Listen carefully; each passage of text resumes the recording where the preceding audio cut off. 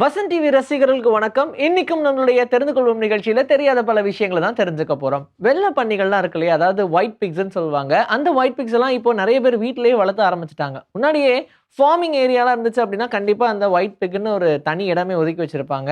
அதுக்காக ஃபுட்ட ஃபீட் பண்றது. பட் இப்போ அதெல்லாம் தாண்டி வீட்ல நம்ம எப்படி டாக்ஸ் அண்ட் கேட்ஸ வளர்க்குறோமோ, அதே மாரி பெட்ஸாலாம் நிறைய கண்ட்ரீஸ்ல வளர்க்குறாங்க அப்படின்றது தெரிஞ்ச விஷயம் தான். ஆனா, இந்த ஒயிட் பிக் ரொம்ப அக்ரெசிவ் கிடையாது. ரொம்ப ஃப்ரெண்ட்லி டைப். ஜாலியா விளையாடும் அப்படின்ற ஒரு காரணத்துக்காக தானே இருக்கும். ஆனா, இத அப்படியே கொண்டு போய் காட்டுல விட்டீங்க அப்படின்னா, அது ஒரு சில பல வருஷங்கள்லன்னு வச்சுக்கோங்களேன், அப்போ இது காட்டு பன்னியா டிரான்ஸ்ஃபார்ம் ஆகுறதுக்கான சான்ஸ் இருக்கு அப்படின்னு சொல்றாங்க. எப்படின்னா, அதோடைய கலர் ஃபேட் ஆயிடும். அதே மாரி காட்டு பன்றிகளுக்கு இருக்கக்கூடிய அந்த கொம்பும் அதுக்கு வர ஆரம்பிச்சுரும். இப்படி இந்த ஜெனரேஷன்ல ஆகலனா கூட, நெக்ஸ்ட் ஜெனரேஷன்ல டெஃபினட்டா அப்படி ஆகறதுக்கு சான்சஸ் இருக்கு அப்படின்னு சொல்றாங்க. ஏன்னா, அது தன்னை புரொடெக்ட் பண்ணிக்கணும் அப்படின்றதுக்காக, பிரெடேட்டர்ஸ் கிட்ட இருந்து தன்னை புரொடெக்ட் பண்ணிக்கணும் அப்படின்றதுக்காக, அது அந்த டிரான்ஸ்ஃபார்மேஷனுக்கா மாறிடும் அப்படின்னு சொல்றாங்க.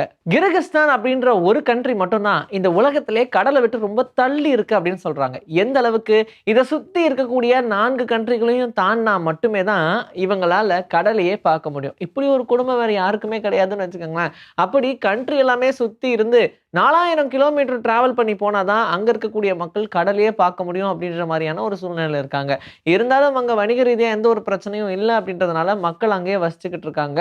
அண்ட் இப்போ வரைக்கும் கம்பேரிட்டிவ்லி பார்க்கும்போது எல்லா கண்ட்ரிலயும் கடல்கள் இருக்கும். ஆனா இந்த கண்ட்ரிக்கும் கடலுக்கான வழி உண்டு. ஆனா அத மறைச்சு இருக்கக்கூடிய கண்ட்ரீஸ்னால கடலை இவங்க உரிமை கொண்டாட முடியாத நிலைமையில இருக்காங்க. ஆனா இவங்க மேபி போய் கடலை பார்க்கணும்னு நினைச்சாங்கன்னா ஒரு 4000 கிலோமீட்டராவது டிராவல் பண்ணணும். ஃபியூச்சர்ல மனிதர்கள் எப்படி இருப்பாங்க?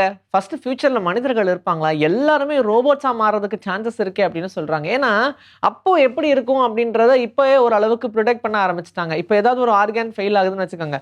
அந்த ஆர்கானுக்கு பதிலா மெக்கானிசமா ரீப்ளேஸ் பண்ண முடியுமா? ஏதாவது ரோபோட்ஸா ரீப்ளேஸ் பண்ண முடியுமா? அப்படின்ற மாரி தான் யோசிக்கிறாங்க.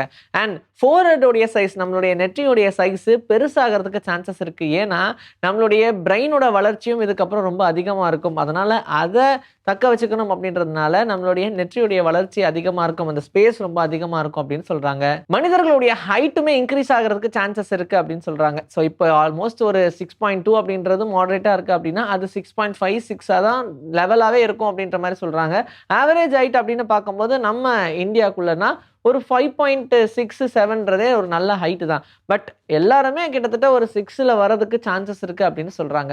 இதுக்கப்புறமா நெறைய பேருக்கு ஹார்ட் டிரான்ஸ்பிளான்ட் நடக்கும். ஆனா, அது எல்லாமே ரொபாட்டிக் ஹார்ட்ஸா தான் இருக்கும் அப்படின்னு சொல்றாங்க. ஸோ மெக்கானிசமே நம்ம பாடிக்குள்ள கரெக்ட்டா பம்ப் பண்ற மாதிரியான விஷயம். இப்போ ஆல்மோஸ்ட் நம்ம எல்லாருக்குமே பார்த்தோம். ரொம்ப டைனியான ஹார்ட் அண்ட் அந்த ஹார்ட்டே வந்து இல்லாதவங்கலாம் ரோபோட்ட வச்சு கொஞ்ச நாள் உயிரோட இருக்க வச்சாங்க. ஆனா, அவங்களே பல நாள் இருக்க வைக்க முடியும் அப்படின்ற மாதிரியான மெக்கானிசம்லாம் சீக்கிரமாவே வரப்போகுதுன்னு சொல்றாங்க. கூடவே நம்மளுடைய இம்யூன் சிஸ்டம்லாம் இருக்கு இல்லையா? அதோடைய வேலை என்ன? ஏதாவது ஒரு கிருமி தேவையில்லாம நம்மளுடைய பாடிக்குள்ள வந்துச்சுன்னா, அது எல்லாத்தையுமே டிஃபென்ஸ் சிஸ்டமா இருந்து அடிச்சு நவுத்துறது தான். ஆனா, இன்னும் அதிகமா அத செயல்படுத்துறதுக்காக மைக்ரோ நானோ பாட்ஸ் எல்லாம் கொண்டு வரதுக்கு சான்சஸ் இருக்கு. அத நம்ம பிளட் மூலியமா உள்ள செலுத்தி, அது எல்லாமே நம்மளுடைய இம்யூன் சிஸ்டம இன்னும் கொஞ்சம் ஸ்ட்ரென்தன் பண்ணும் அப்படின்னு சொல்றாங்க. இந்த மாதிரியான வளர்ச்சி ஃபியூச்சர்ல வரதுக்கு சான்சஸ் இருக்கு. அதுக்கான வேலைகளும் இப்பவே நடந்துகிட்டு இருக்கு. ஹியூமன்ஸ் உடைய பிளட் ஃப்ளோ சிஸ்டம் எல்லாமே ஒரே மாரி தான் இருக்கும் அப்படின்னு நீங்க நெனச்சிட்டு இருக்கலாம். ஆனா, அதான் கிடையாது. இப்ப ஃபீமேல எடுத்துக்கிட்டீங்கன்னு வச்சுக்கோங்க. அவங்களுக்கு ஒரு தனி பேட்டர்ன், மேல்னா அவங்களுக்கு ஒரு தனி பேட்டர்ன் அப்படின்ற மாரி தான் பிளட் ஃப்ளோவே இருக்கும். இப்ப மேல்னு எடுத்துட்டோம்னா, அவங்களுடைய பிளட் ஃப்ளோ பெரும்பாலுமா மசில்ஸ் அண்ட் போன்ஸ்க்கு தான் கான்சன்ட்ரேட் பண்ணி போய்க்கிட்டு இருக்கும். அதனால தான் ரொம்ப ஸ்ட்ராங்கா இருக்காங்க ஃபீமேல விட. அதே ஃபீமேலுக்கு பிளட் ஃப்ளோ எல்லாமே பேபி புரொடக்ஷன் நடக்கக்கூடிய இடங்கள்ல மட்டுமே தான் அதிகமா இருக்கும் அப்படின்னு சொல்றாங்க. அதனால தான் ஓரளவுக்கு கொஞ்சம் அவங்கள மேல கம்பேர் பண்ணும்போது அவங்களுக்கு ஸ்ட்ரென்த் கம்மியா இருக்கு. மேல் அளவுக்கு ஃபீமேலால குளிர் தாங்க முடியாததுக்கு ரீசன் கூட இதா இருக்கலாம். ஏன்னா அவங்களுக்கு சீக்கிரமாவே கை கால்கள் எல்லாம் சில்னஸ் தெரிய ஆரம்பிக்கும். கம்பேரிட்டிவ்லி மேலோட கம்பேர் பண்ணும்போது. உலகத்திலேயே ரொம்ப ஸ்டேபிளான ஒண்ணு எது அப்படின்னு கேட்டா, நீங்க எல்லாரும் ஒவ்வொரு பிராண்டுடைய கிம்பிள் சொல்ல ஆரம்பிப்பீங்க. ஒவ்வொரு மொபைல் சொல்ல ஆரம்பிப்பீங்க. ஆனா அதெல்லாம் இல்லாம ரொம்ப நேச்சுரலாவே ஸ்டேபிளானது எது அப்படின்னா, சிக்கன் கோழியோட தலை தான் அப்படின்னு சொல்றாங்க.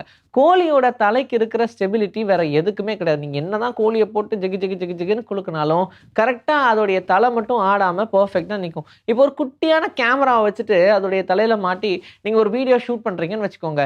துளி கூட ஆடாது. நீங்க என்னதான் ஓடு ஓடுன்னு ஓடுனாலும் துளி கூட ஆடாதுன்ற லெவல்ல தான் அதோடைய ஸ்டெபிலிட்டியானது இருக்கும். ஸோ உலகத்திலேயே ரொம்ப ஸ்டேபிளானது எது அப்படின்னு கேட்டா, இதுக்கப்புறமா கோழியோட தலைன்னு தைரியமா சொல்லுங்க. இன்னைக்கு நம்மளுடைய தெரிந்து கொள்வோம் நிகழ்ச்சியில தெரியாத பல விஷயங்கள தெரிஞ்சுக்கிட்டோம். இதே மாரி சூப்பரான கன்டென்ட்டோட உங்கள நான் வந்து சந்திக்கிறேன். Until then, this is bye from Vijay Sri. Take care.